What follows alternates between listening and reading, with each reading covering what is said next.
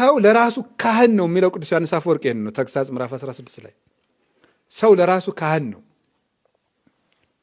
ሰው ለራሱ ካህን ነው ማለት ምን ማለት ነው? ኃጢአትን ለማስተስረይ ምስጢራትን ለመፈጸም በአንብሮተ እድ የሚሾሙ ካህናት ያስፈልጉናል። ቅዱስ ጳውሎስን በጢሞቴዎስ መልእክቱ በማንም ሰው ላይ እጅህን አትጫ እንደተባለ ማንም ሰው ምስጢራትን ለመፈጸም ካህን አይሾም። ራሱን መስዋዕት አድርጎ ለማቅረብ ግን ሰው ለራሱ ካህን ነው። የሚያቀርበው ሰውነቱን ንጹሕ አድርጎ በማቅረብ ነው።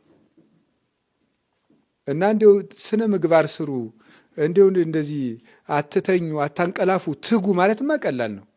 ሰውነታችሁን ለእግዚአብሔር መስዋዕት አድርጋችሁ አቅርቡት። ቃየል እንክርዳድ ጨምሮ ቢያቀርብ ምንድን ነው የተደረገ? እግዚአብሔር መስዋዕቱን አልተቀበለለት።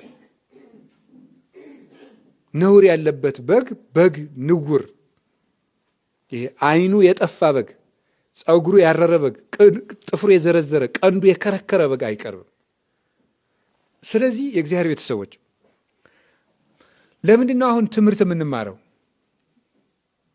ለምንድን ነው የምናስቀድሰው? የማንጻት ስራ ነው እኮ እየተሰራ ያለው። የሰው ልጅ በአንድ ጊዜ ነጽቶ ስለማያልቅ እንድንነጻ ነው።